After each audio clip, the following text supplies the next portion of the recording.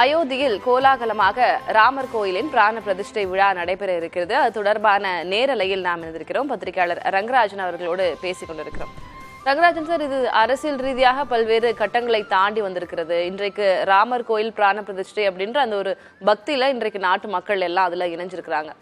இதை தாண்டி ஒரு கேள்வி, ராமர் கோயில் அங்கு அமைய பெற்றதுனால பக்தர்களுடைய பக்தி அதெல்லாம் தாண்டி, அந்த நம்பிக்கை அதெல்லாம் தாண்டி மக்களுக்கு என்ன பயன், ராமர் கோயில் அமைந்ததுனால என்ன பலன் இருக்கும் அப்படின்னு நினைக்கிறீங்க?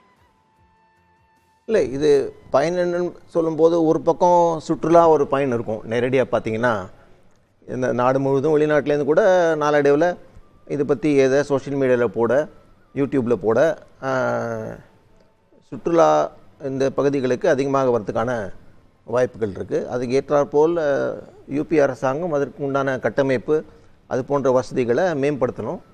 அந்த சுற்றுலா பயணிகள் வரும்போது அவங்களுக்கு உண்டான வசதிகள் அதெல்லாம் ஓரளவுக்கு சிறப்பாக செய்து தரணும். ஆனால் வருவாய் வரத்துக்கான வாய்ப்புகள் அது ஒன்று இருக்குது.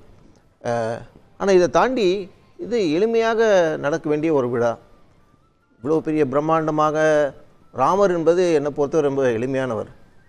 அயோத்தியை காட்டிலும் வனவாசத்தில் வாழ்ந்து 14 வருஷம் ரொம்ப எளிமையாக வாழ்ந்தவர். ஒரு இல், ஒரு வில், ஒரு சொல் என்று சொல்கின்ற ராமர்.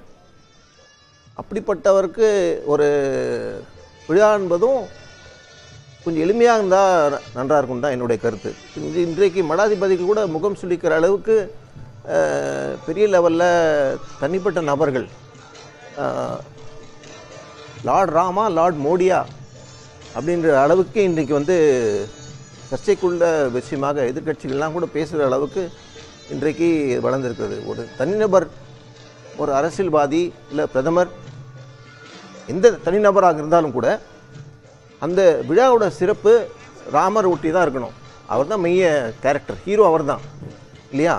ஆனால் அதை விட்டுவிட்டு பாஜகவினரும் அரசும் மோடி தான் பிரதானமானவன் போல ஒரு முயற்சி செய்கிறார்கள். இது அரசியல் ஆதாயம் தேடுகின்ற முயற்சியோன்றது பல்வேறு எதிர்கட்சிகள் அதை நான் புரிஞ்சுக்கிறதுக்காக கேட்குறேன். இப்போ இது பிராண பிரதிஷ்டை முடிஞ்சதுக்கு அப்புறம் பொதுமக்கள்லாம் அனுமதிக்கப்பட்ட பிறகு ஒரு நாளைக்கு 1 லட்சம் பக்தர்கள் வருவார்கள் அப்படின்ற எதிர்பார்ப்பெல்லாம் இருக்கு. அதனால அந்த ஸ்டேட் பயன்பெறும் அப்படின்ற ஒரு விஷயம் இருக்கு. ஏன்னா நமக்கு திருப்பதியில் அங்க வரக்கூடிய ரெவென்யூ அப்படின்றது தெரியும்.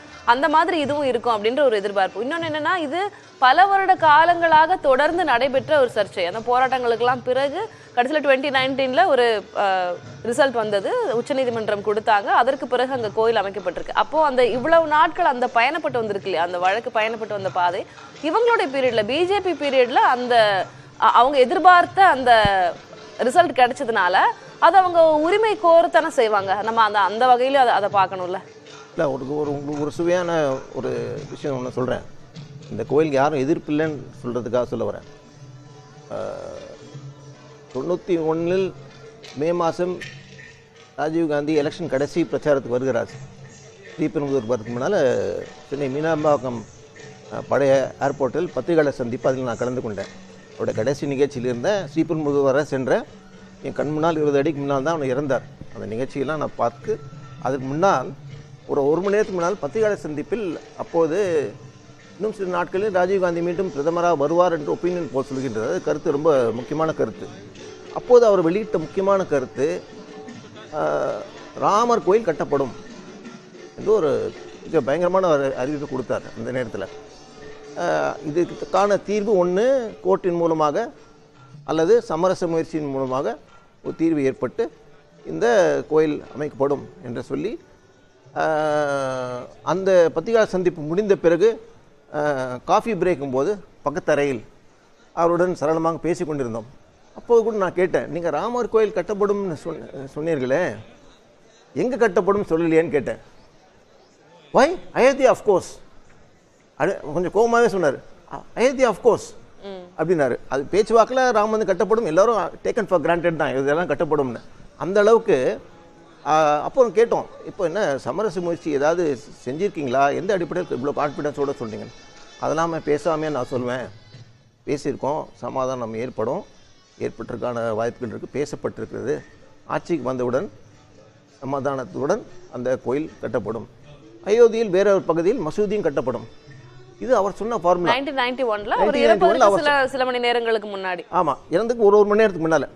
ஆனா நான் அன்னைக்கு 1 மணி நேரத்துக்கு பிறகு அவர் இறந்து விட்ட செய்தி தான் அது முக்கியமா போச்சு. இந்த செய்தியெல்லாம் பெரிய லெவலுக்கு யாரும் போடவும் இல்லை. We'll talk about it sir. இது முக்கியமான விஷயம் சொல்லிருக்கீங்க. ஏன்னா நீங்க களத்துல இருந்திருக்கீங்க, அவரோட பேசி இருக்கீங்க, அவரே நேரடியாக அவர் வாயால நீங்க சொல்லிருக்கீங்க.